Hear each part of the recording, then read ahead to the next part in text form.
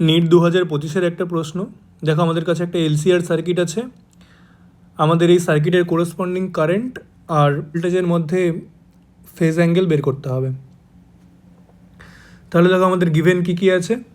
আমাদের কাছে গিভেন আছে হচ্ছে, দেখো আর বলা আছে হচ্ছে, রেজিস্ট্যান্স বলা আছে হচ্ছে 20 ওহম, ক্যাপাসিটরের রিঅ্যাক্ট্যান্স বলা আছে 25 ওহম, আর ইন্ডাক্টরের রিঅ্যাক্ট্যান্স বলা আছে 45 ওহম।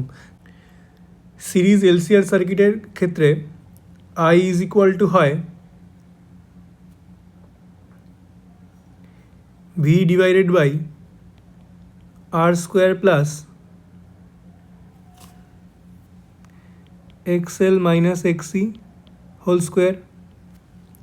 ঠিক আছে, ভি মানে আমাদের বলা আছে 220 ভোল্ট, আর মানে আমাদের বলা আছে হচ্ছে 20 ওহম, প্লাস এক্সএল মানে আমাদের বলা আছে 45 মাইনাস এক্সি মানে 25 হোল স্কোয়ার।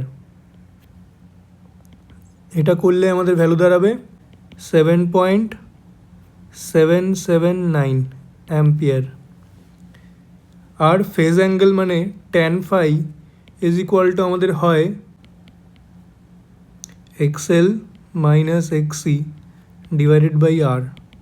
তাহলে ইজ ইকুয়াল টু আমাদের দাঁড়ালো হচ্ছে 45 minus 25 divided by 20 is equal to 1।